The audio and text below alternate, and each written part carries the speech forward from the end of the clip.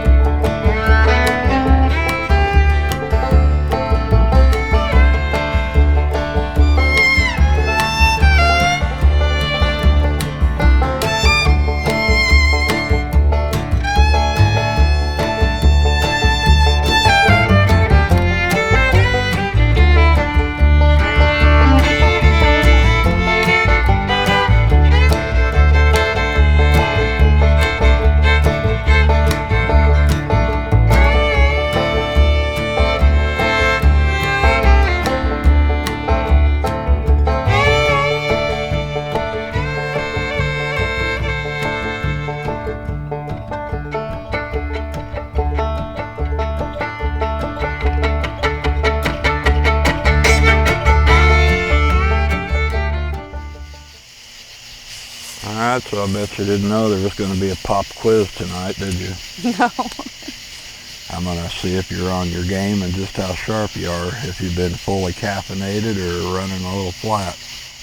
Well, I would say a little flat, but we're going to find out. Alright, so riddle me this. And this is not just for you, it's for anybody else that cares to answer, but riddle me this. Okay. What is it that a man experiences only once in his lifetime, but women experience it every year after the age of 29? Oh, Lord. Definitely flat. I don't know. You need more caffeine, don't you? Well, if you don't know what the answer is, maybe somebody else does, and they can leave it in the comments section, or if you happen to think of it as we're out walking around, feel free to let me know. But I'll say it one more time. Okay. What is it that a man experiences only once in his lifetime, but women experience it every year after they turn 29? After they turn 29. That's a good one. I don't know. I'm usually pretty good with riddles. Okay, well, I think we're going to start out. Of course, obviously we're out here looking for eye shine or any kind of activity. And this is over here at this new gifting area that Rachel put out last week, and we brought a few different treats out since then, and they've all been taken and gone. But the first thing that I wanted to talk about is the thing that you never, ever, ever see because you're looking through it right now. It's the camcorder that I'm using. Of course, when we started, we used the iPhone and made videos with that, and it was okay. And then we graduated up to a Canon Vixia, and it was a really good little camcorder, but it didn't have night vision capability, and it had a little smaller field of view. I'm not knocking that camera. We still use it today for different applications. It's a great little camera for what it was designed for.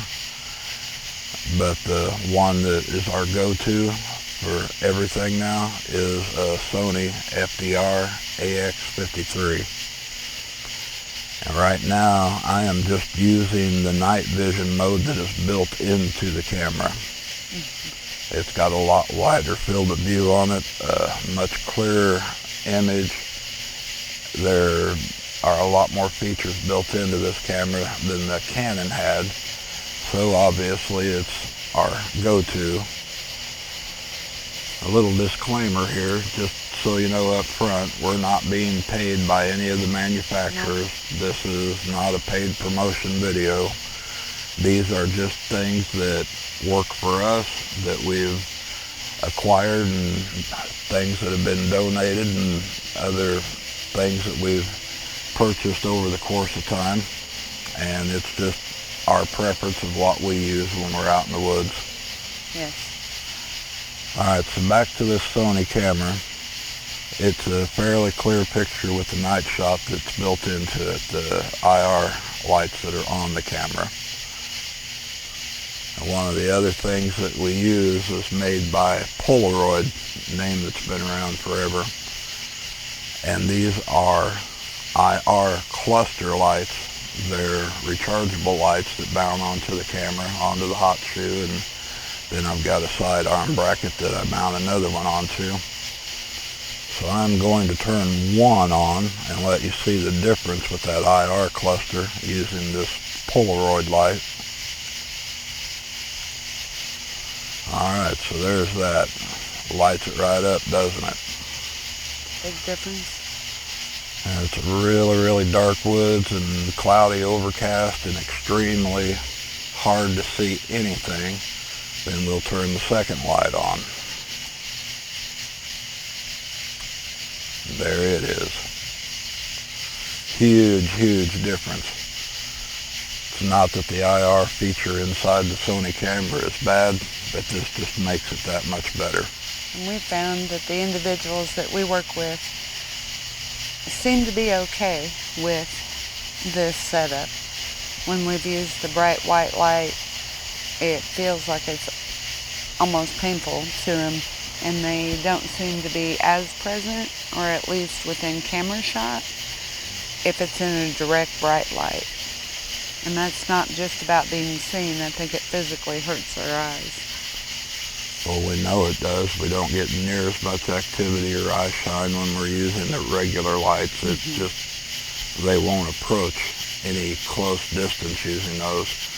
And I've got cluster lights that are made by Andor that are very similar to these IR light clusters, but they just put out the standard white light, and they are very blinding.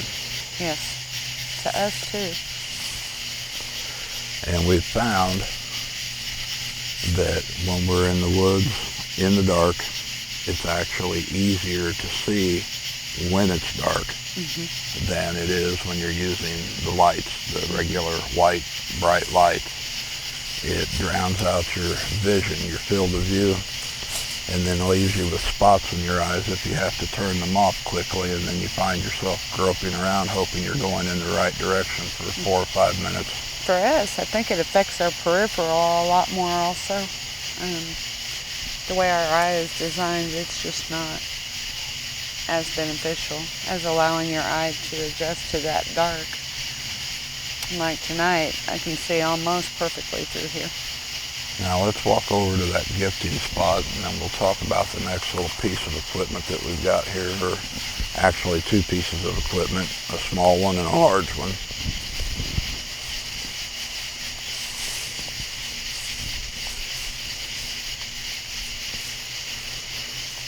Now, if you're at all familiar with UV lights, of course most of you, you're experience with them have been like shining on blacklight rooms or at rave party settings, something like that. Not quite sure if Bigfoot does the whole rave party scene, but for us, what we use them for primarily are to find traces of bodily fluids, handprints that have been left on objects that we've left out in the woods by the big guys. If you're a rock hound, another great thing you can use them for is looking for different rocks and mineral formations, especially out in desert areas. It'll shine and glow differently than it would in the daylight or with a regular flashlight on them. And if you are in the desert and you like to scorpion hunt, it's the perfect opportunity to watch them. Yeah, that's kind of freaky deaky when you see the little glowing in the dark scorpions skittering around everywhere. It's actually kind of cool.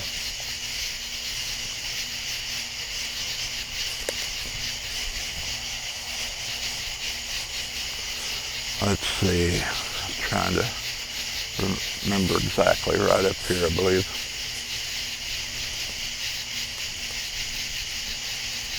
Alright, so the UV lights, when we first started with them, I had a little small unit that I had bought years and years ago when we were hunting and camping. And it was primarily just to look for scorpions and stuff around the tent at night. And we were going out to Arizona to gold prospect and do different things. And I just wanted something to kind of check our area. And it's very weak. I wasn't really impressed with it. Of course, this is something that was 15 years old now. Yeah, technology is an amazing thing. And then we graduated up to the UV Beast Mini. It's a little miniature UV light, rechargeable, and it's a 365 nanometer. And if you want to fish that out of the toolbox there, I'll turn the night shot off and kind of shine it around that tree in front of you.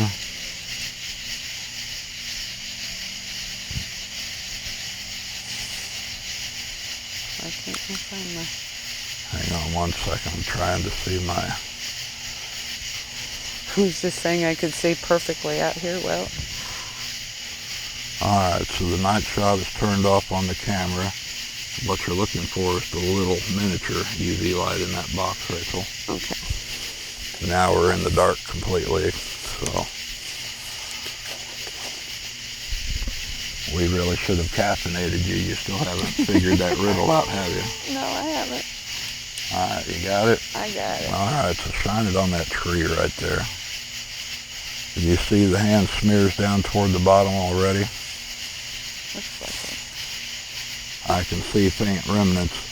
That's where we caught the short FLIR video of Martuk over here eating up those, what were they, the little hot fries or firecracker snacks? Firecracker snacks. But you can still see residual down there.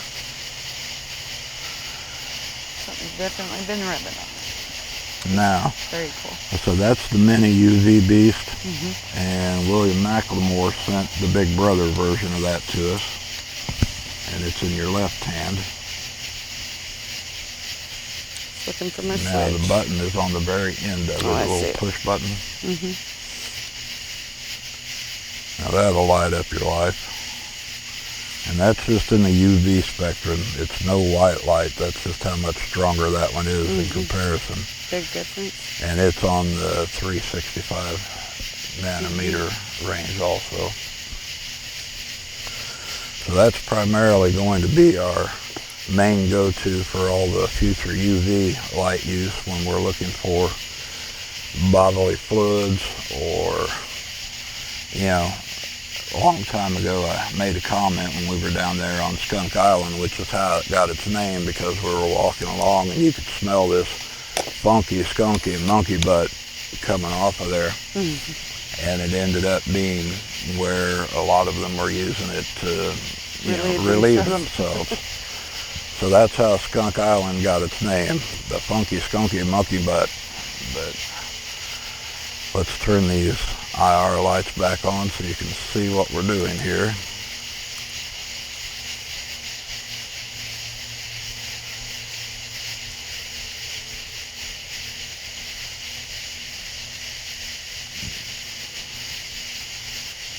All right, there we go. I think we've covered in the IR lights and the UV lights. That's the main lighting that we use. And we need to give a special thanks to Montenay because he's the one that actually got us started with the majority of our experience with the equipment. Better camera use. The Canon and a lot of the hardware equipment, all of that, he got us started in that fantastic setup from the beginning, and that inspired and evolved into what it is now. So without that, we wouldn't be where we are now, I have no doubt. Yeah. I think for honorable mention, not that I'm going to use it very much because it shakes so bad that it's hard for anybody to really see, but we've used a little remote control Bigfoot truck out in the woods before.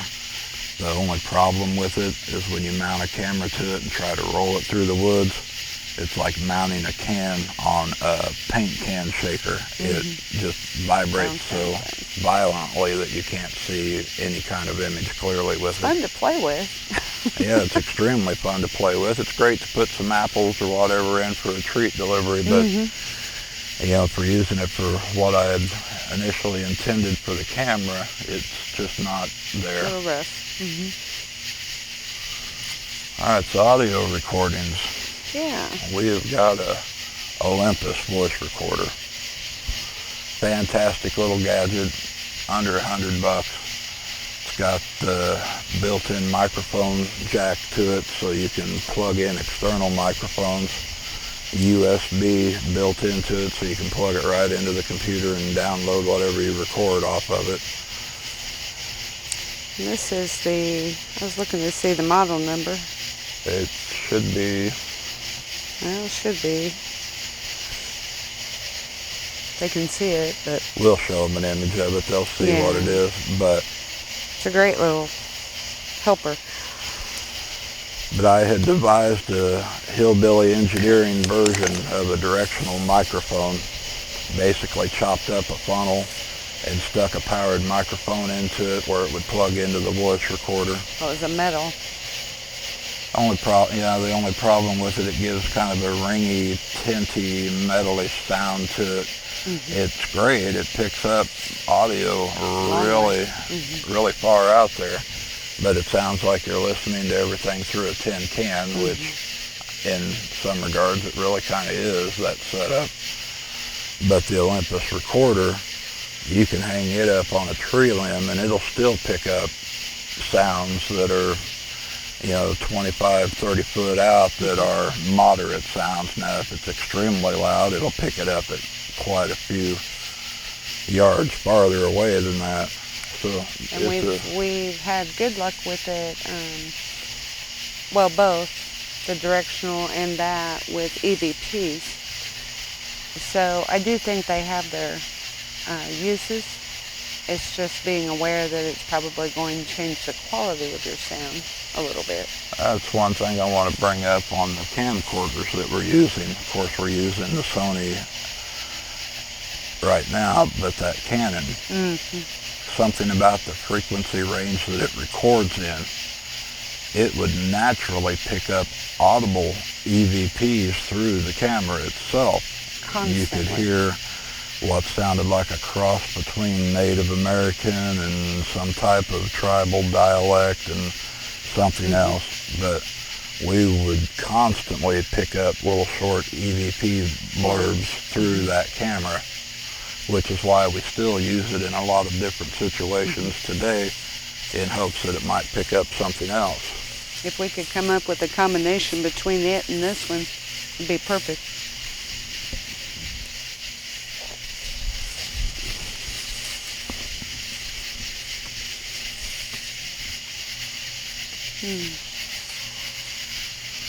How close I can feel them. I'm just looking around because I saw a few little flickers back there in the back off of this IR light. I'm trying to see if I can catch any more of that eye shine.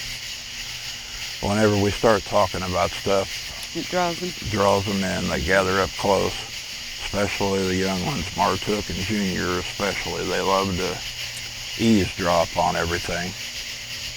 The girls too, but it's usually more observant, whereas with the boys, we've noticed it's more experiential. And they love the lights, which brings us to our next thing. All right, we have a K2 EMF meter. It's just a visual aid, so whenever the EMF frequencies are ramping up, you'll catch the lights, and you've seen us use that quite often. We still use it quite often, and we'll continue to do so. If you want to hold it up in front of the camera, we'll show it to them real quick. It's kind of hard to, hang on a minute, let me cut it off and back on real quick.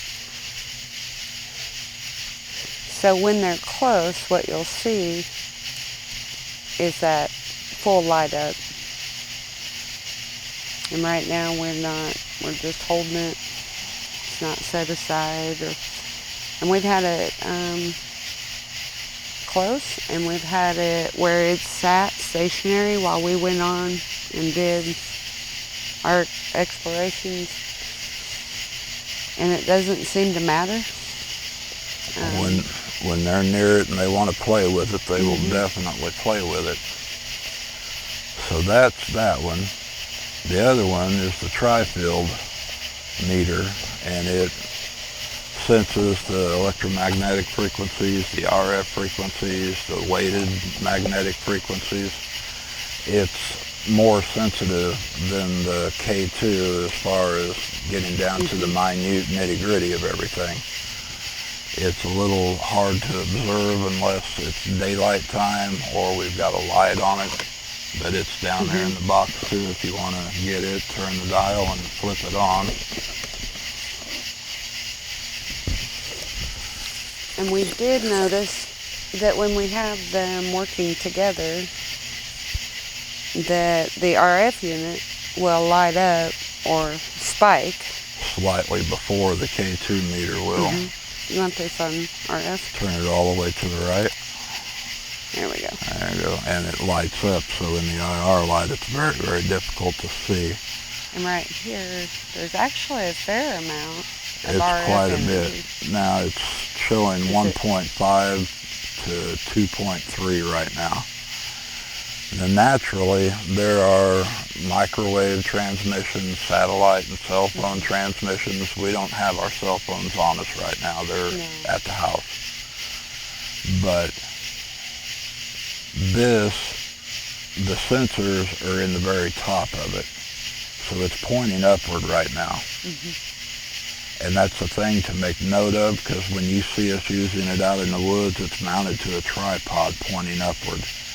And in order for it to spike, something has to pass over the top of it to get that huge spike, and it has done that so many times we couldn't even count.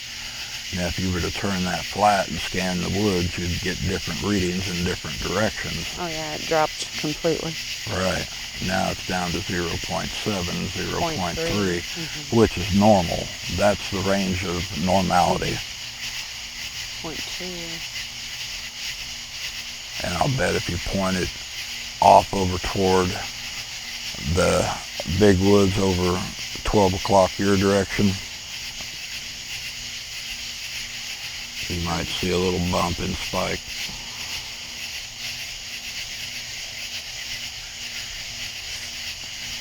But it's a very sensitive device. It's excellent and fun to use. Anytime there's an anomaly of energetic transference that is close to you or close to it when you're using it, it's something that's not norm. Usually it'll stay in the 2 and below range, so anything above that is something that is approaching its base.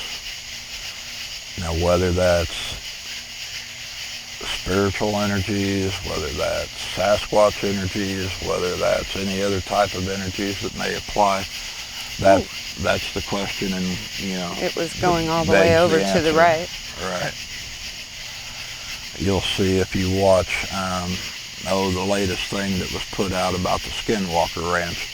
That's one of the primary tools that they're using out there to detect all of the energetic anomalies that happen all of the time out there. And it's been something we've used quite often in the past year. It's just a visual aid so you can see what we're naturally feeling when we say we feel this or we feel that. Yeah. We've used a lot of different apps. You want to go ahead and grab that box and we'll head over this direction for a minute. So we have used several different apps on the phone. Some of them are great, some of them not so great. One of them that we really like is the radar app, and you see us use it quite a bit. It'll pick up the energetic fields out to 30, 40 yards or so. Did you just hear that grumble over there? Wow. Awesome. But it'll pick up the energetic fields as they're moving in and coming in and dissipating, disappearing.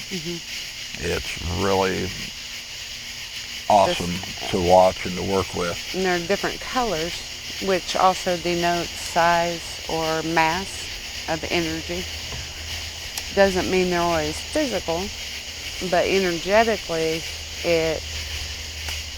I don't know if I'd want to say interferes with the grid on the app, but it's been pretty incredible to work with. I'm going to try to step through this blackberry bramble real quick. I don't know, you might want to go around behind me to the left. Yeah. Try not to wash out the camera by shining it on the tree trunk. I just saw, okay, I'm following you for the moment.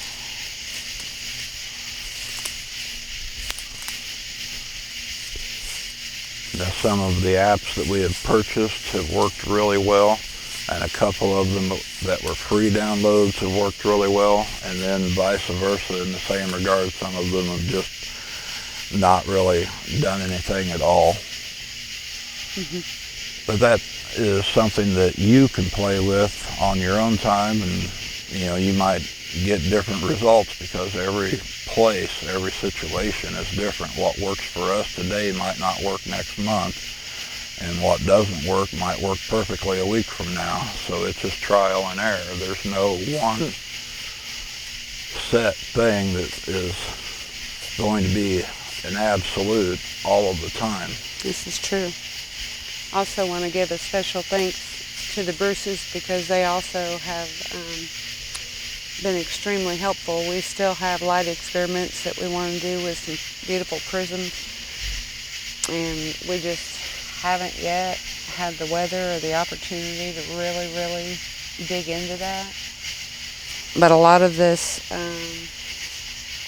Gary Balsamo, and we mentioned William, so just very important that everyone understands that our research has been through the continued help of several individuals that have sent items and supported in so many different ways. It's just beyond thank you. Without that, a lot of this would have never been possible. And each little item kind of gets us thinking on that much more. On to the next step. What's the next step after that? Which, like with those different apps, you can use them in unison with another piece of equipment, like you'll see us use them with the EMF meters, and it kind of gives confirmation of one to the other. If one is sensing, the other should be sensing, and so it kind of gives you a gauge as to whether it works or doesn't work for you. And you kind of have to realize that the energetics of where you live, the ground itself, the you have to consider, like, we don't have any power lines or anything running over the woods, or, we're far enough from any kind of electricity that we know if we're seeing electrical activity, that there's definitely something going on. You mentioned Gary, and I want to do a huge thank you for this, because without that we wouldn't have gotten the fantastic capture that we got last week. Yeah, that was exciting. And that was with this new little gifting spot, and Rachel came out because she heard the birds going crazy. Something had got them all upset. I'm really thinking predator. Yeah, in my mind I thought, well, she got a raccoon or maybe a coyote or something out there. It's got them all stirred up. So after several minutes she didn't come back in the house, so I poked my head out the door and she kind of waved at me, and I came over. She said, "Go get the FLIR. Go get the FLIR." I came back out and this is what we got. It was a late night, but our adrenaline was pumping, and so much so that I even took the opportunity to work with Anku for a little while, and it was just a really good night. And you have to remember, a lot of people ask about things that have made the difference in our working relationship with the people. Equipment is equipment. And there are a lot of different brands, a lot of different things that you can find that'll work for you. As far as the energetics of who we are as people, that makes a huge difference. And, energetically, I kind of felt drawn to start using the Dowsing rods Ken had made me. And he has since made them available for you if you would like to try them. We work with them very independently per person. I charge them and make sure they're correct for the individual. But for me, it's a great conduit in that electrical energy and transmission of information. They're not providing any information. Don't be fooled. They're not telling you anything, but they can help you confirm, just like our multiple pieces of equipment do. They can help you confirm. Look at it this way. Let's say it's raining, sprinkling rain, and it's raining everywhere. And if you take a funnel and you try to catch that rain and concentrate it and put it into a barrel so you can capture the rain, that's essentially what the rods do.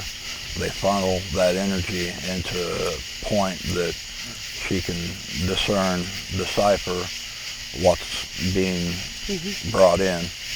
And sometimes I'll use them to just confirm where I think I'm feeling them. And they'll just point out, like various individuals, they will independently, they want to be known, they want to be experienced, but we can't approach them like we do each other. So the rods are definitely a great attribute to have on hand, another fantastic tool in the toolbox. But going back to that FLIR unit, I just wanted to give you the broad strokes of it real quick. It's the FLIR TK Scout Compact.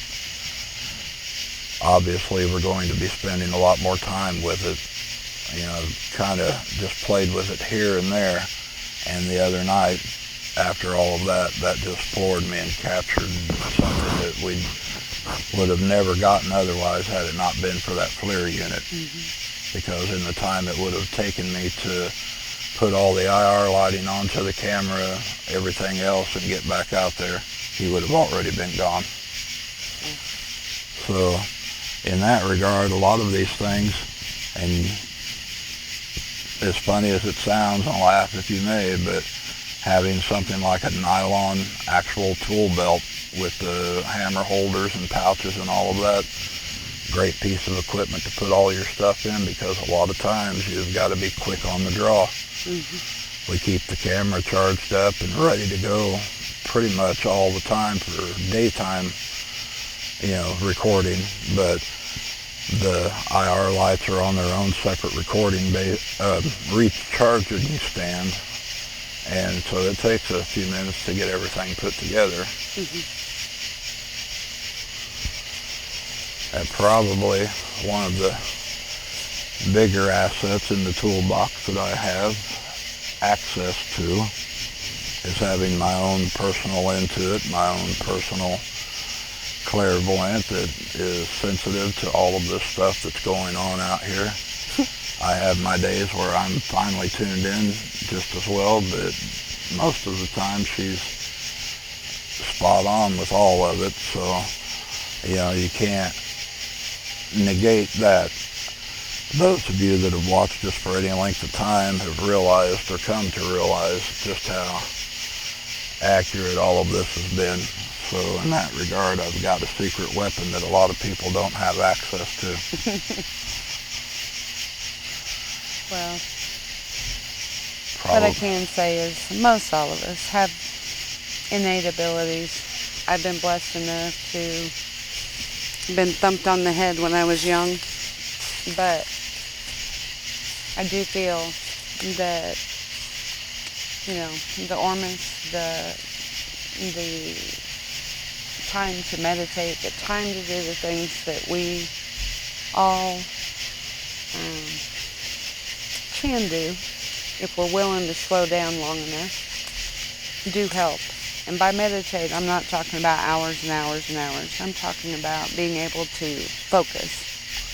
Because ultimately, that's what when I step into nature, I just feel like I'm on high alert, and different focal points are brought to my attention. So everybody's got their own way about it, Like I said, the Ormus really helped me expand certain parts of that were already there, but it's really about being willing to explore and being willing to try different things and having a little faith in yourself.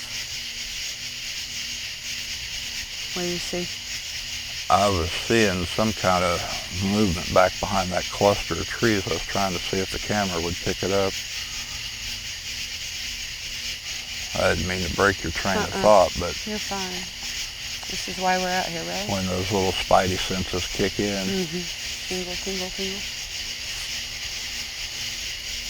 But that's the way the people work. I mean, especially once you've established a connection with them. And part of what I've been blessed enough to be able to do, and I really attribute Anku particularly with this. But for those that truly seek those connections, he has been absolutely effectual in helping various individuals develop them. And it really brings joy to my heart.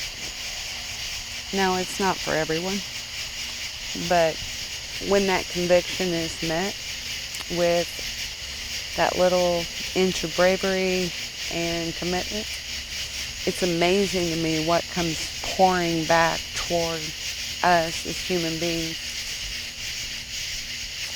I see something back there. But tonight we've just scratched the surface on some of our go-to tools in the toolbox. We've got numerous stands and brackets and all kinds of little cameras. We had used trail cameras back in the beginning until we decided and learned that it wasn't going to be a beneficial thing for us. So they're kind of collecting dust right now. Some people haven't had trouble with them, but for us, the family we work with, just seemed to put them off and put them in an ill mood toward us trying to move forward with them. Well, there's a frequency that specific trail cams especially, emit, and it goes out a certain number of feet, and it operates like its own, would you say, radar? Right, it's to got pick its up own, motion. the motion sensors on it emit their own frequency. But there's a I think frequency that's painful to the people. Yeah, physically painful or at best extremely annoying to them. And it interferes with the way that they function in their own field or space. We've had them torn down off the trees. We've had them covered in limbs and leaves and everything else, and had one completely disappear. And for us, no means no. Yeah. You know. So if it's not working, do something different, right? Yep. And other individuals working with different families or clans might have a totally different experience with that. We have picked up unusual anomalies on the trail cam, and that was more back out of the family space in what we consider to be more elemental energy. And we still haven't explained some of what we picked up from that. I don't know if this camera's going to pick it up that far out. I can see something move past those bushes out there. Come on, guys. You can come on up here. Come visit. We're here.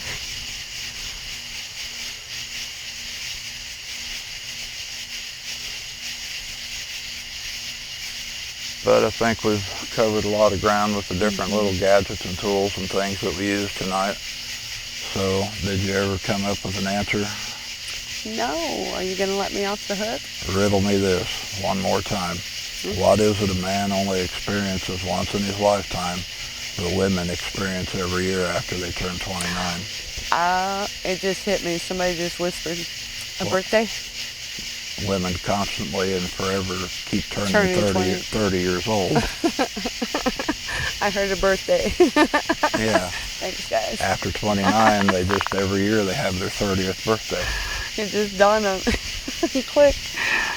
All right, guys, we appreciate you tagging along. Hope you enjoyed a little bit of the information tonight. We'll catch you next time a little farther down the trail. Thanks. Good night.